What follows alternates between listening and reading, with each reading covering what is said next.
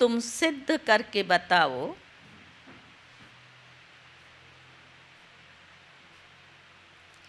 कि बेहद का बाप हमारा बाप भी है, शिक्षक भी है और सतगुरु भी है।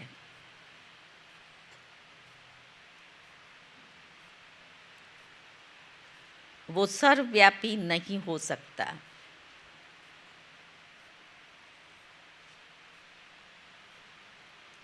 प्रश्न है, इस समय दुनिया में अति दुख है, क्यों? दुख का कारण सुनाओ।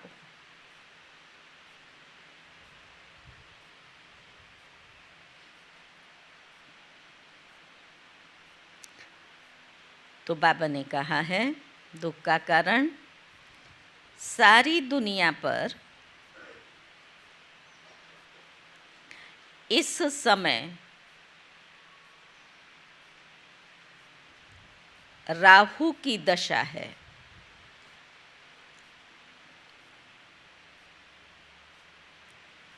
इसी कारण दुख है।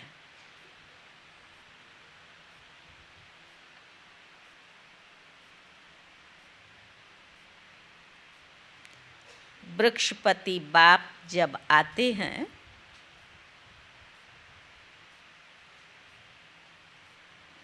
तो सब पर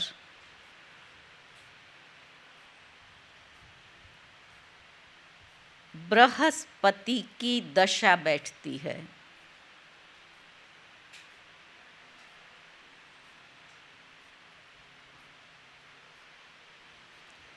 सतयुग त्रेता में बृहस्पति की दशा है।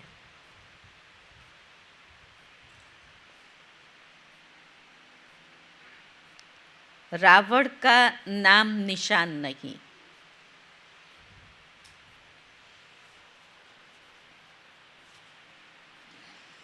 इसलिए वहाँ दुख होता नहीं।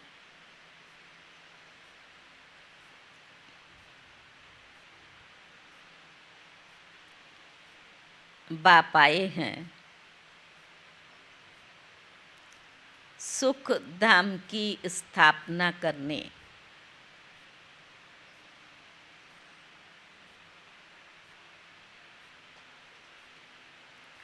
उसमें दुख हो नहीं सकता।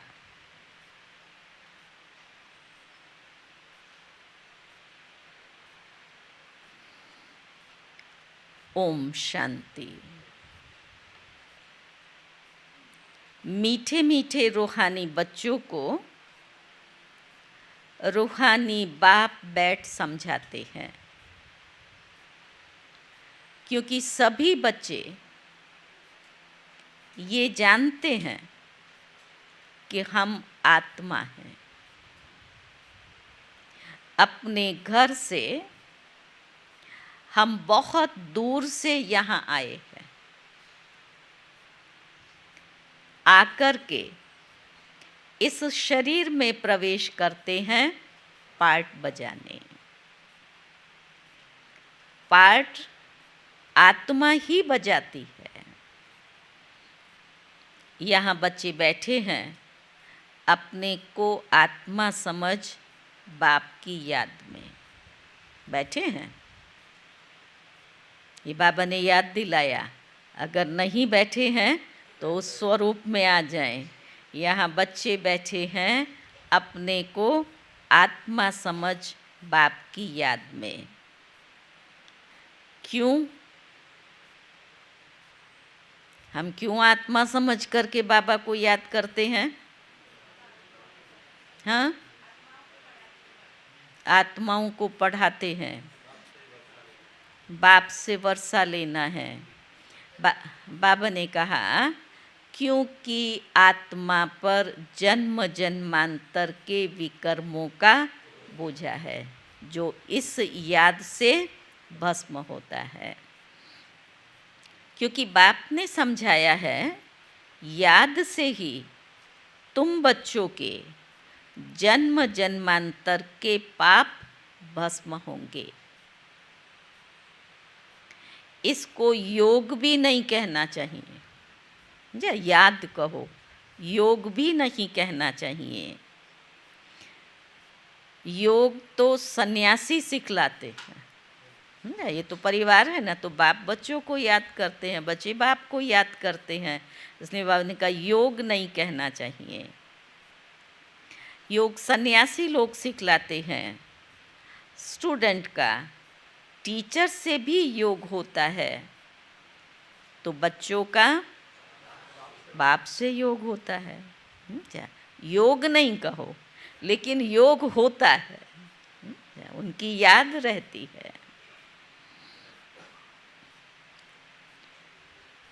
ये है आत्माओं और परमात्मा अर्थात बच्चों और बाप का मेला। पहली पॉइंट चली आत्मा पर, आए हैं, शरीर धारण किया, पार्ट बजाना है, वही समझ करके याद करना है, क्योंकि जन्म जन्मांतर के पाप भस्म होंगे। दूसरी पॉइंट आई, अभी क्या कहा?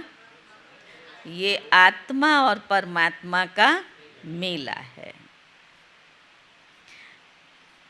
ये है कल्याणकारी मिलन। बाकी तो सब हैं अकल्याणकारी। पतित दुनिया है ना।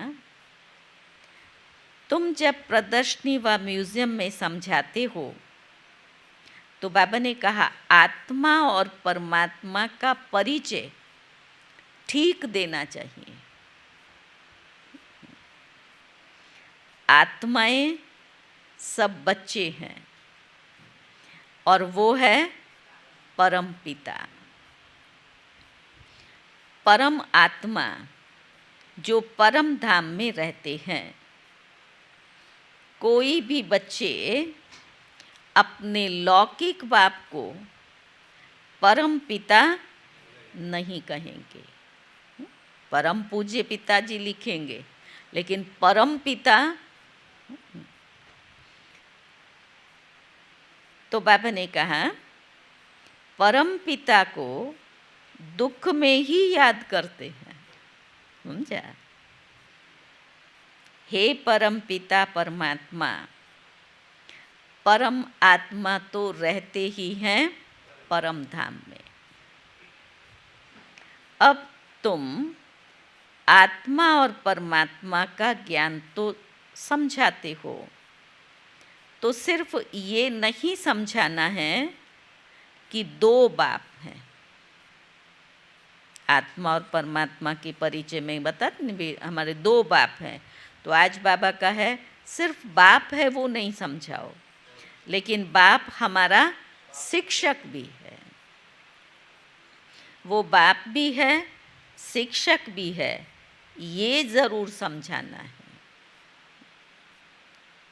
हम सब भाई भाई हैं। वो सभी आत्माओं का बाप है। भक्ति मार्ग में सब भगवान बाप को याद करते हैं, क्योंकि भगवान से क्या मिलता है?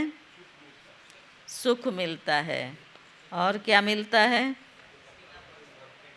बाबा ने कहा भगवान से भक्ति का फल मिलता है,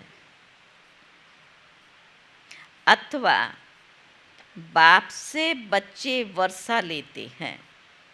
भक्ति का फल ज्ञान, ज्ञान से सद्गति का वर्षा, तो अथवा बच्चे बाप से वर्षा लेते हैं। भगवान भक्ति का फल देते हैं बच्चों को, तो क्या देते हैं? ज्ञान देते हैं। बाबा ने कहा विश्व का मालिक बनाते हैं। यह है भक्ति का फल। परंतु तुमको सिर्फ बाप नहीं सिद्ध करना है, वो बाप भी है तो फिर शिक्षक भी है, शिक्षा देने वाला, और फिर सतगुरु भी है। ऐसा समझाओ, बाबा को अंदर से आ रहा है बच्चों के लिए, ऐसा समझाओ जो उनका सर्वव्यापी का ख्याल ही उड़ जाए।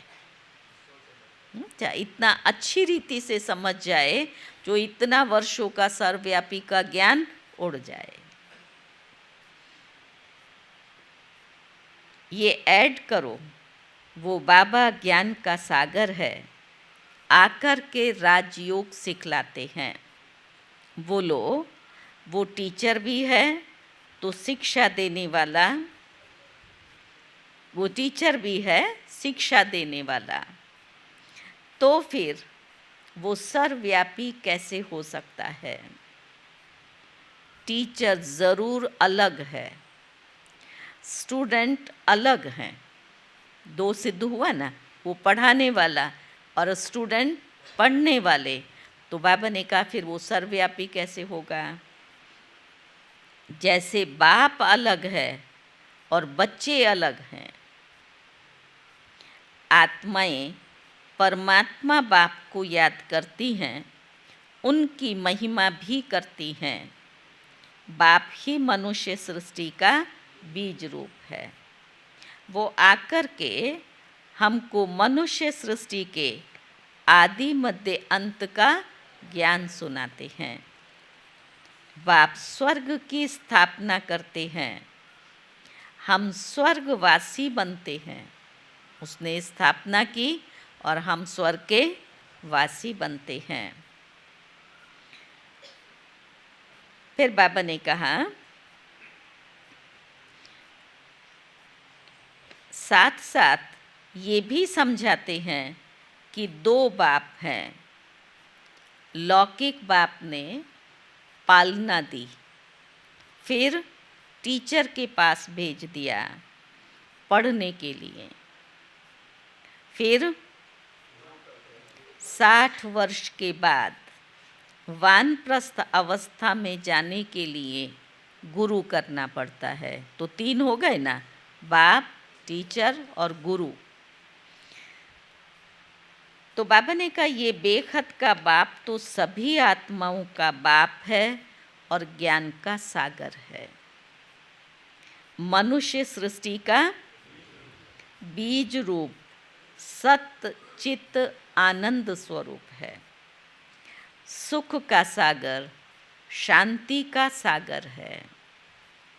उनकी महिमा शुरू कर दो, क्योंकि दुनिया में मतभेद बहुत है ना।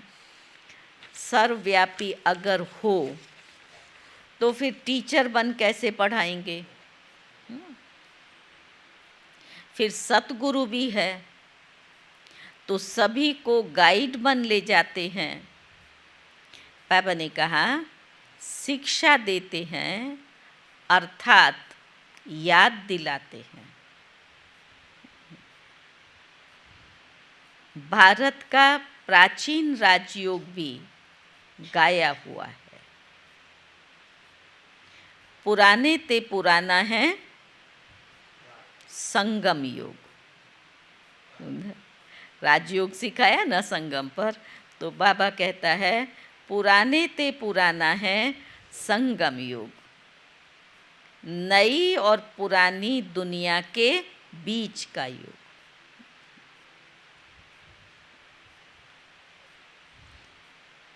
फिर बाबा ने कहा तुम समझते हो आज से 5000 वर्ष पहले क्या हुआ था? आज से 5000 वर्ष पहले क्या हुआ था? भगवान राजयोग सिखाने आया था। और क्या हुआ माताएं? 5000 वर्ष पहले हाँ, भारत पैराडाइज था। आज से 5000 वर्ष पहले बाप ने आकर के तुम्हें अपना बनाया था। सुना क्या हुआ 5000 वर्ष पहले? बाप ने आकर के तुम्हें अपना बनाया और हमारा टीचर सतगुरु भी बना। पहले बाप बना, हमें बच्चा बनाया, फिर वही हमारा टीचर और सतगुरु भी बना। वो सिर्फ हमारा बाबा नहीं है, आज बार बार बाबा उसको सिद्ध कर रहा है, वो सिर्फ हमारा बाबा नहीं है तो दूसरा क्या है? वो ज्ञान का सागर अर्थात टीचर भी है। किसके सामने बैठे हैं? कौन से स्वरूप में मुरली सुन रहे हैं? Godly student. माताएं कौन से स्वरूप में बैठी हैं? आत्मिक रूप में। कौन कौन आत्मिक रूप में बैठे हैं?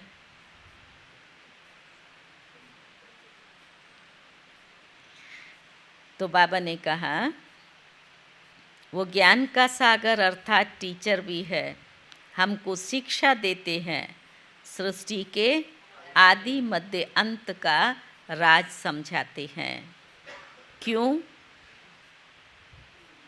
क्योंकि बीज रूप वृक्षपति है। बीज में सारा झाड़ का ना, क्योंकि बीज रूप वृक्षपति है। वो जब भारत में आते हैं तब भारत पर बृहस्पति की दशा बैठती है।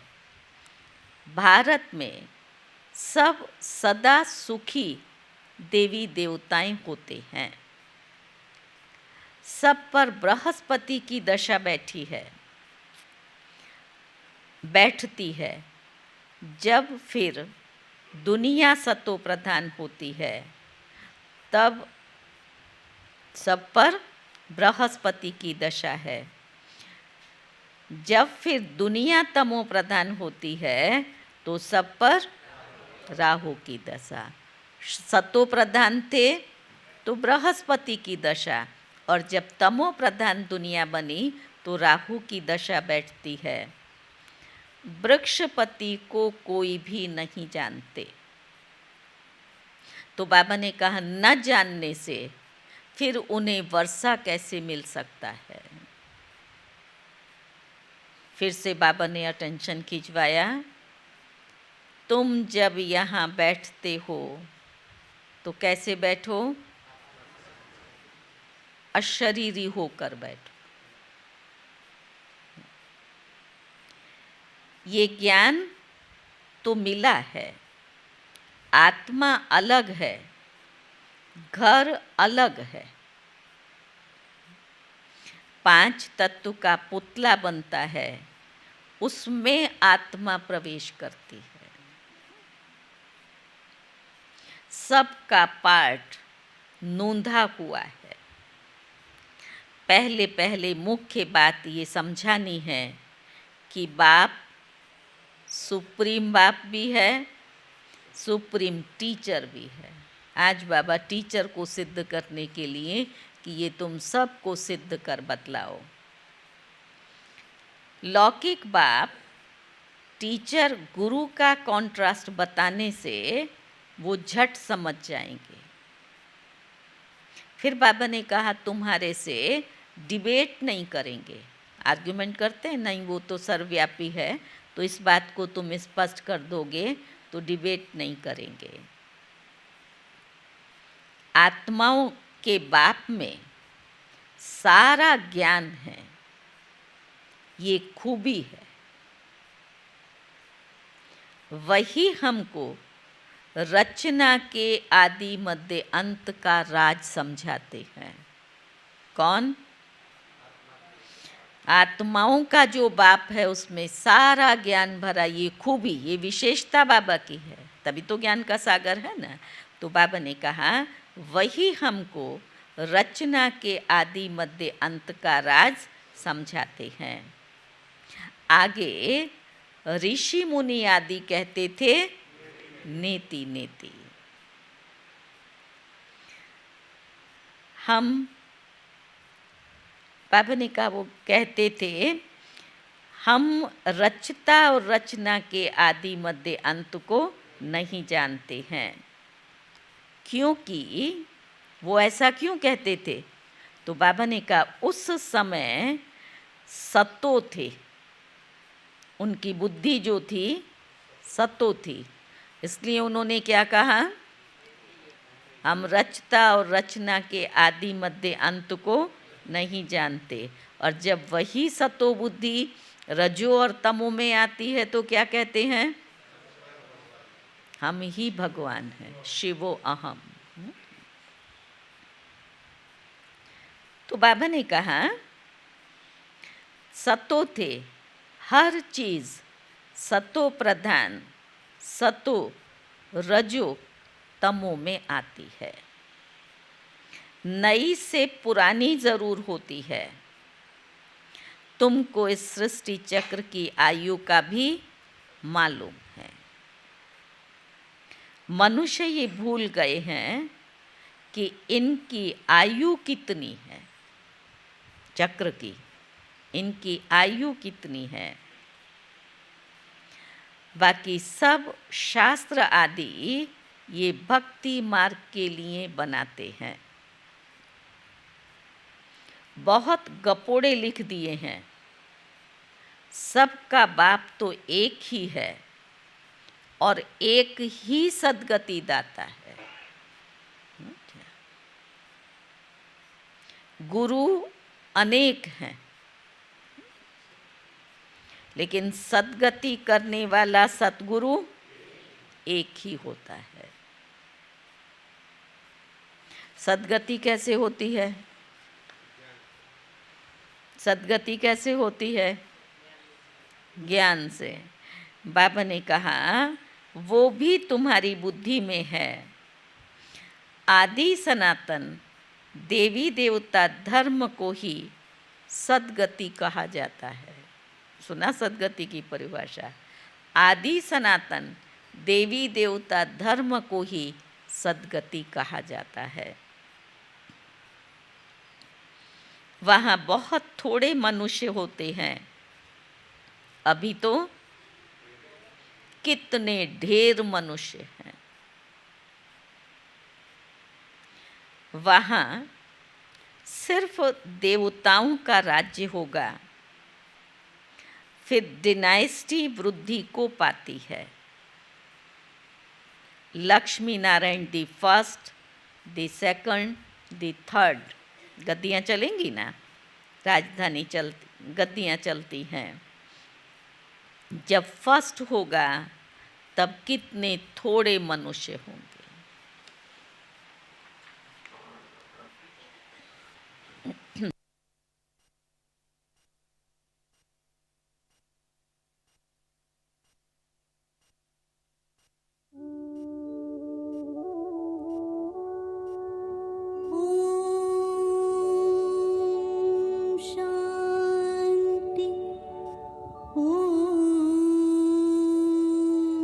शांति।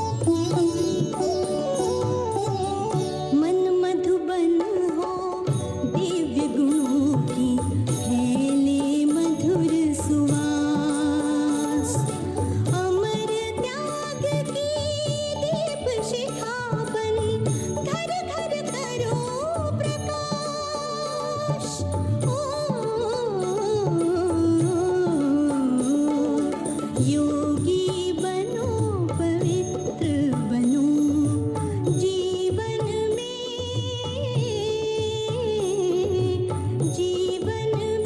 सचरित्र बनो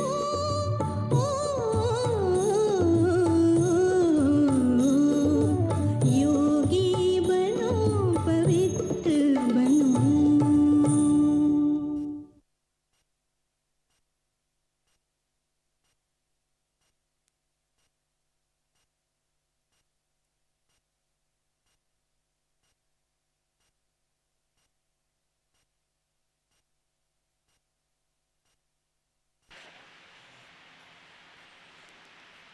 ओम शांति।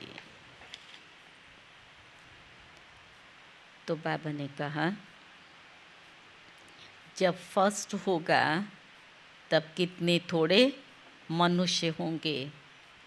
ये ख्यालात भी सिर्फ तुम्हारे चलते हैं। फर्स्ट बाबा ने क्या कहा था? Lakshmi Narayan the first, the second, the third गद्दियाँ चलेंगी ना, तो उसमें जब फर्स्ट होगा तब कितने थोड़े मनुष्य होंगे। अभी तो कितने ढेर हैं। वहाँ तो सिर्फ देवताओं का राज्य होगा, फिर डिनाइस्टी वृद्धि को पाती है। तो बाबा ने कहा ये ख्यालात भी तुम्हारे चलते हैं। ये तुम बच्चे जानते हो कि भगवान तुम सभी आत्माओं का बाप है। वो है बेहद का बाप। हद के बाप से हद का वर्षा मिलता है। बेहद के बाप से बेहद का वर्षा मिलता है। 21 पीढ़ी स्वर्ग की बादशाही, ये बेहद का वर्षा हुआ। 21 पीढ़ी स्वर्ग की बादशाही। 21 पीढ़ी अर्थात जब बुढ़ापा होता है तब शरीर छोड़ते हैं। वहाँ अपने को आत्मा जानते हैं। यहाँ देहे अभिमान होने के कारण जानते नहीं हैं कि हम आत्मा एक शरीर छोड़ दूसरा लेती है। वहाँ आत्मा का भान है, इसलिए ऐसा समझते। यहाँ बाबा ने कहा जानते नहीं हैं। अब देहे अभिमानियों को आत्म अभिमानी बनाए कौन? सारी दुनिया तो देह अभिमानी बन गई, उन्हें आत्म अभिमानी बनाए कौन? इस समय एक भी आत्म अभिमानी नहीं है। बाप ही आकर आत्म अभिमानी बनाते हैं। वहाँ ये जानते हैं हम आत्मा एक बड़ा शरीर छोड़ छोटा बच्चा जाकर बनेंगी। वहाँ ये स्मृति रहेंगी। आत्मा क्या समझेंगी? ये बड़ा शरीर छोड़ हम जाकर छोटा बच्चा बनेंगी। सर्प का मिसाल है। ये सर्प ब्रह्मरी आदि के मिसाल सब यहाँ के हैं और इस समय के हैं, संगम के।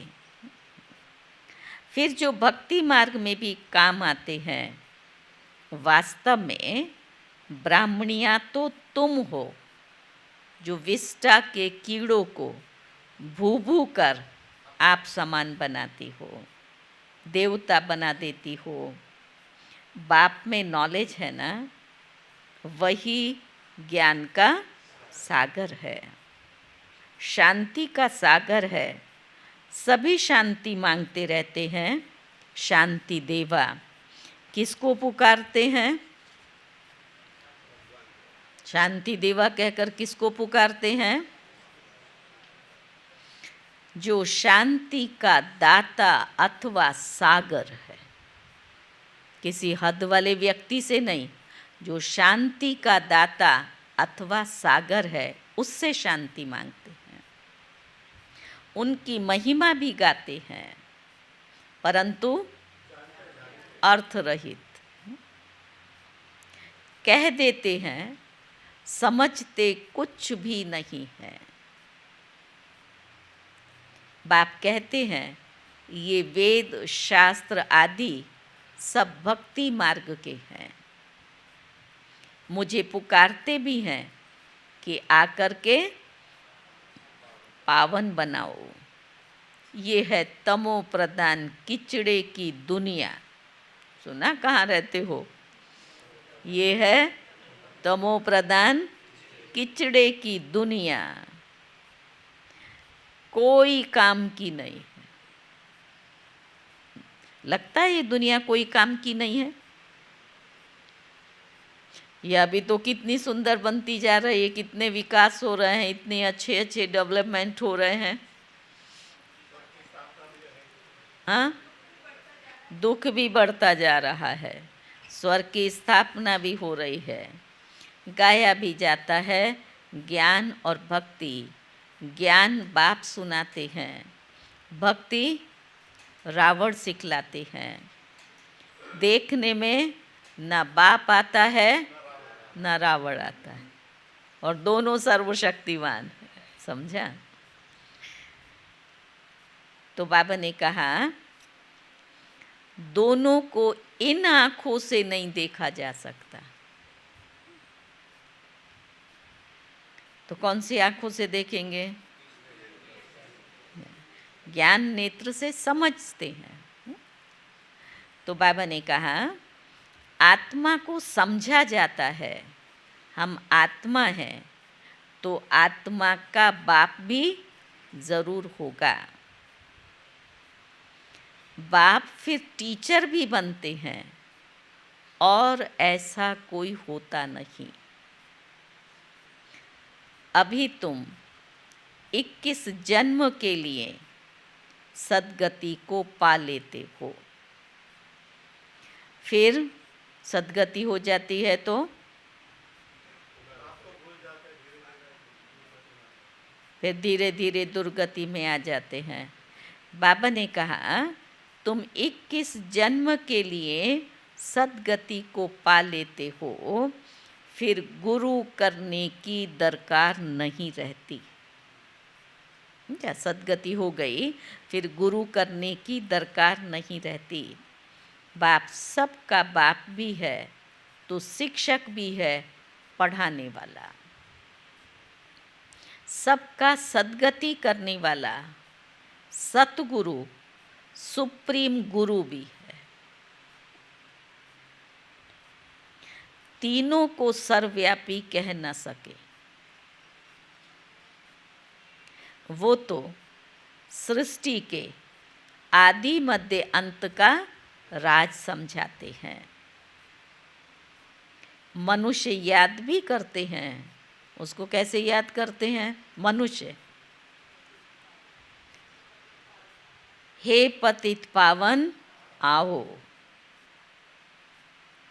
सर्व के सद्गति दाता आओ, सबके दुख हरो, सुख दो। तो बाबा ने कहा फिर हे गॉड फादर, हे लिबरेटर, फिर हमारा गाइड भी बनो ले चलने के लिए। ये पुकारते रहते हैं। इस रावण राज्य से लिबरेट करो। फिर बाबा कहते हैं रावण राज्य कोई लंका में नहीं है। वो जो सिलोन यहाँ की लंका, तो वहाँ पर रावण राज्य नहीं है। तो कहाँ है रावण राज्य? सारी दुनिया में। तो बाबा ने कहा ये सारी धरनी जो है उसमें इस समय रावण का राज्य है। राम राज्य सिर्फ सतयुग में ही होता है। भक्ति मार्ग में तो मनुष्य कितना मूंझ गए हैं। अभी तुमको श्रीमत मिल रही है श्रेष्ठ बनने के लिए। सतयुग में भारत श्रेष्ठाचारी था, पूज्य थे, अभी तक भी उन्हों को पूजते रहते हैं। भारत पर बृहस्पति की दशा थी, तब सतयुग था। अभी तो राहु की दशा है। तो देखो भारत का क्या हाल हो गया है राहु की दशा बैठने से। जैसे वो मनुष्य पर राहु की दशा बैठती है तो बेचारे का क्या हाल हो जाता है, ये सारे भारत पर बैठी तो बेचारे का क्या हाल हो गया। एक तो बेचारा बन गया, दुखी और अशांत। जो संपन्न था वो आज कंगाल और बेताज मोहताज बन गया है। सब अनराइटियस बन पड़े हैं। बाप राइटियस बनाते हैं, रावण सबको अनराइटियस बनाते हैं। कहते भी हैं राम राज्य चाहिए। अभी तो फिर से राम राज्य का नारा निकला ना, राम राज्य चाहिए।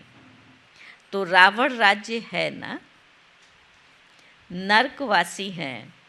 रावण राज्य को नरक कहा जाता है। स्वर्ग और नरक आधा आधा होते हैं। ये भी तुम बच्चे ही जानते हो कि राम राज्य किसको और रावण राज्य किसको कहा जाता है। बाबा ने कहा तो पहले पहले ये निश्चय बुद्धि बनाना है, वो हमारा बाप है और हम सब आत्माएं ब्रदर्स हैं। बाप और बच्चा, अच्छा, वो हमारा बाप है, हम सब आत्माएं ब्रदर्स हैं। बाप से सबको वर्षा मिलने का हक है। बाप ने राजयोग सिखलाकर सुख धाम का मालिक बनाया था। बाकी सब चले जाते हैं शांति धाम में। ये भी बच्चे जानते हैं वृक्षपति है चैतन्य, सत्य चित्त आनंद स्वरूप। आत्मा सत्य भी है, चैतन्य भी है। बाप भी सत्य है, चैतन्य है और वृक्षपति है, बीज है। ये उल्टा झाड़ है ना, इसका बीज रूप ऊपर में है। बाप ही आकर समझाते हैं जब तुम तमो प्रधान बन जाते हो तब बाप सतो प्रधान बनाने के लिए आते हैं। हिस्ट्री ज्योग्राफी रिपीट करते हैं। अब तुमको कहते हैं हिस्ट्री ज्योग्राफी रिपीट। जो हुआ था सो रिपीट हो रहा है। अंग्रेजी अक्षर नहीं बोलो, हिंदी में कहेंगे। बाबा हिस्ट्री ज्योग्राफी बोलता है, लेकिन आज बाबा कहता है हिंदी में पढ़ाना पड़े ना, तो हिंदी में कहेंगे इतिहास भूगोल। बाबा ने कहा अंग्रेजी तो सब लोग पढ़ते ही हैं, समझते हैं। भगवान ने तो गीता कौन सी भाषा में सुनाई? संस्कृत में सुनाई। अब श्री कृष्ण सतयुग का प्रिंस, वो ये भाषा थी, वहाँ ये भाषा थी, ऐसा तो लिखा हुआ नहीं है। भगवान ने अगर संस्कृत में सुनाया तो बच्चे जो पढ़े होंगे वो संस्कृत ही पढ़ेंगे ना, तो श्री कृष्ण ने संस्कृत बोलेगा। तो बाबा ने कहा भाषा है ज़रूर, जो जो राजा होता है उनकी अपनी भाषा चलती। सतयुगी राजाओं की अपनी भाषा होगी, संस्कृत वहाँ नहीं होंगी, उन्हों की अपनी भाषा होगी। संस्कृत वहाँ नहीं है। सतयुग की रस्म रिवाज ही अलग है। कहाँ बैठे हैं?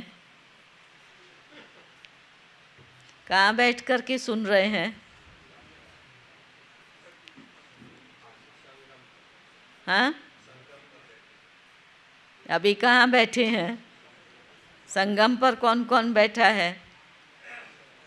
अच्छा, बाबा सत्यु को याद करा रहा है। हाँ, तो याद करेंगे ना तो वो आनंद आएगा ना। हमारी भाषा ऐसी होगी, हमारी दुनिया ऐसी होगी। बाबा ने उस दुनिया की भाषा भी बताई कि बच्चे वहाँ कैसी कैसी भाषा होगी, कैसा बोलेंगे। अच्छा, कैसा बोलेंगे?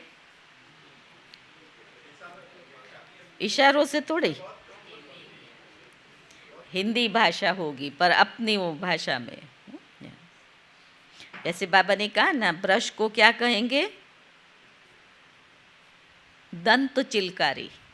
दांत साफ करना उसको कहेंगे दंत चिलकारी। दासी को कहेंगे कांता। अच्छा, तो ऐसे ऐसे वहाँ की भाषा होगी। अच्छा, तो बाबा ने कहा संस्कृत वहाँ नहीं है, सत्यु की रस्म रिवाज ही अलग है और कलयुगी मनुष्यों की रस्म रिवाज अलग है। अभी रस्म रिवाज से फिर बाबा आया, तुम सब हो, सबसे अलग उत्तर है, तुम सब हो मीराएं। समझा? क्यों मीरा को याद किया? एक को याद करती थी। दूसरी विशेषता क्या थी? बाबा ने कहा जो कलयुगी लोक लाज कुल की मर्यादा पसंद नहीं करती थी, तो तुम सब मीराएं हो जो कलयुगी लोक लाज कुल की मर्यादा पसंद नहीं करती हो। या लोक लाज आता है? लोक लाज नहीं आता है? आता है। और बाबा ने मीरा का टाइटल दे करके उस लोक लाज से मुक्त किया। उसने किसकी चिंता की? कितने बड़े महाराजा की, महाराणा की महारानी थी, लेकिन जब उसको प्रभु का ज्ञान मिला तो उसकी मैं थी और किसी की चिंता नहीं की। तब लोगों ने ग्लानि की। और आज लोग क्या कहते हैं? बनना है, भक्ति करनी है तो मीरा जैसी करो। तुम कलयुगी लोक लाज छोड़ती हो तो कितना झगड़ा होता है। ये तो ये नहीं करते, इसको नहीं मानते, उसको नहीं मानते, तो लौकिक वाले झगड़ा करते हैं ना। तुमको बाप ने श्रीमत दी है। काम महाशत्रु है, इस पर जीत प्राप्त करो। जगत जीत बनने वालों का ये चित्र भी सामने है। कौन सा? लक्ष्मी नारायण। तुमको तो बेहद के बाप से राय मिलती है कि विश्व में शांति कैसे होगी। शांति देवा कहने से बाप ही याद आता है। ये याद करते हैं भाई, शांति देवा, तो कौन याद आता है? बाप ही याद आता है। बाप ही आकर के कल्प कल्प विश्व में बाप से राय मिलती है कि विश्व में शांति स्थापन कैसे हो। तो बाबा ने कहा बाप ही आकर कल्प कल्प विश्व में शांति स्थापन करते हैं। कल्प की आयु लंबी कर देने से क्या हुआ? कल्प की आयु लंबी करने से क्या हुआ? बहुत बारी बाबा कहता है, हाँ, मूंझ पड़े हैं। कल्प की आयु लंबा कर देने से मनुष्य जैसे कुंभकर्ण की नींद में सोए पड़े। अभी तो कलयुग को 40,000 वर्ष बाकी है। तो पहले पहले मनुष्यों को ये पक्का निश्चय कराओ कि वो हमारा बाप भी है, टीचर भी है। टीचर को सर्वव्यापी कैसे कहेंगे? आज का अंडरलाइन महावाक्य यही है। तुम बच्चे जानते हो बाप कैसे आकर के हमको पढ़ाते हैं। हम उनकी बायोग्राफी को, तुम उनकी बायोग्राफी को जानते हो। तो बाप आते ही हैं नर्क को स्वर्ग बनाने। टीचर भी है, फिर साथ भी ले जाते हैं। आत्माएं तो अविनाशी हैं, वो अपना पूरा पार्ट बजाकर घर जाती हैं। ले जाने वाला गाइड भी तो चाहिए ना। दुख से लिबरेट करते हैं, फिर गाइड बन सबको ले जाते हैं। अच्छा मीठे मीठे सिक्की लदे बच्चों प्रति मात पिता बाप दादा का याद प्यार और गुड मॉर्निंग। रूहानी बाप की रूहानी बच्चों को नमस्ते। हम रूहानी बच्चों की रूहानी बाप को नमस्ते नमस्ते। धारणा की पहली पॉइंट है, कलयुगी लोक लाज कुल की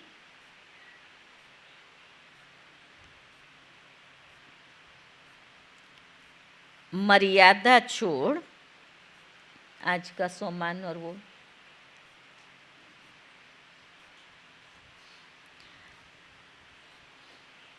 मर्यादा छोड़ ईश्वरीय कुल की मर्यादाओं को धारण करना है।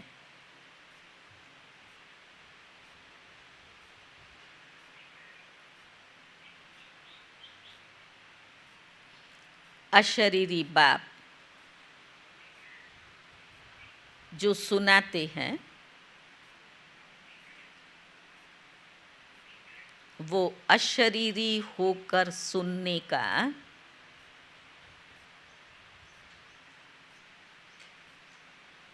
अभ्यास पक्का करना है।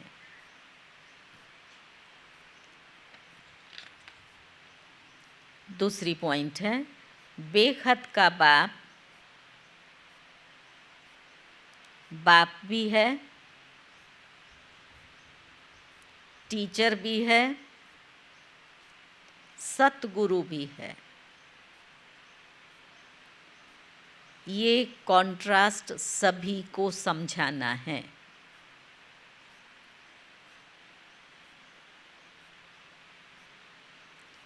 ये सिद्ध करना है कि बेखत का बाप सर्वव्यापी नहीं है।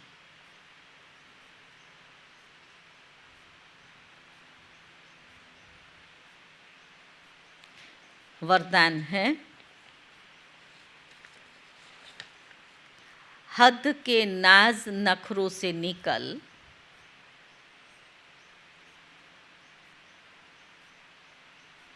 रूहानी नाज में रहने वाले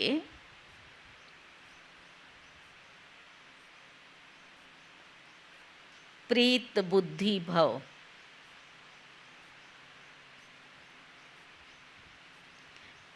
कई बच्चे हद के स्वभाव संस्कार के नाज नखरे बहुत करते।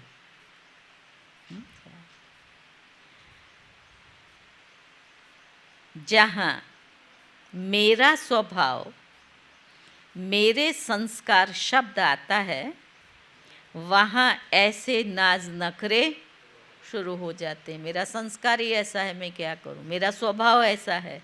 तो बाबा ने कहा वहाँ फिर नाज नखरे शुरू हो जाते हैं। ये मेरा शब्द ही फेरे में लाता है, लेकिन जो बाप से भिन्न है वो मेरा है ही नहीं। जो बाप से भिन्न है वो मेरा है ही नहीं। तो मेरा कौन है? बाप है। बाप से भिन्न है वो मेरा नहीं है। मेरा स्वभाव बाप के स्वभाव से भिन्न नहीं हो सकता। इसलिए हद के नाज नखरे से निकल रूहानी नाज में रहो। हद के नाज नखरे से निकल रूहानी नाज में रहो। प्रीत बुद्धि बन मोहब्बत की प्रीत के नखरे भल करो। सुना, नखरा कौन सा करना है?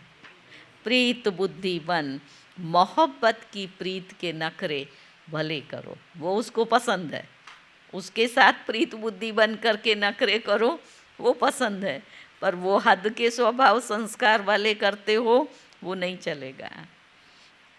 स्लोगन है, बाप से, सेवा से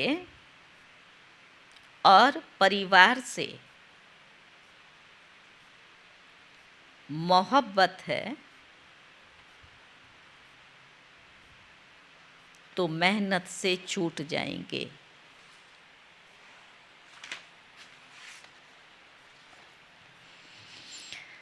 आज का सम्मान है, मैं खुशी का देवता हूँ। सारा दिन क्या करना है? खुशियाँ बांटनी है, खुश रहना है और सबको खुशी की मिठाई खिलानी है, क्योंकि स्थापना दिन है ना, तो मिठाई खिलाएंगे ना सबको। तो बाबा ने कहा मैं खुशी का देवता हूँ। और इस मास का जो बाबा के अव्यक्ति इशारे हैं वो हैं, खुशी के खजाने से संपन्न, खुश नसीब और खुशनुमा बनो। इस सारे मास के लिए हमें जो बाबा के इशारे मिलेंगे, खुशी के खजाने से संपन्न, खुश नसीब और खुशनुमा बनो। पहला आज का इशारा है, वर्तमान समय विश्व में सबसे ज़्यादा खुशी की ही आवश्यकता है। आपके पास खुशी का खजाना भरपूर है, तो सदा खुशी में रहो और दूसरों को भी खुशी में रहने का साधन दो। इससे सभी आत्माएं आपको खुशी का देवता मानेंगी। मैं खुशी का देवता हूँ, सदा अपना ये टाइटल स्मृति में रखना। सुना, बाबा ने सदा के लिए कहा, क्या याद रखना है? मैं खुशी का देवता हूँ। देवता का काम क्या है? देने वाला। ऐसे दिखाते हैं। तो हम भी सारा दिन, केवल आज का दिन नहीं, लेकिन बाबा ने सदा के लिए कहा है कि हमें खुशी का देवता बन करके रहना है।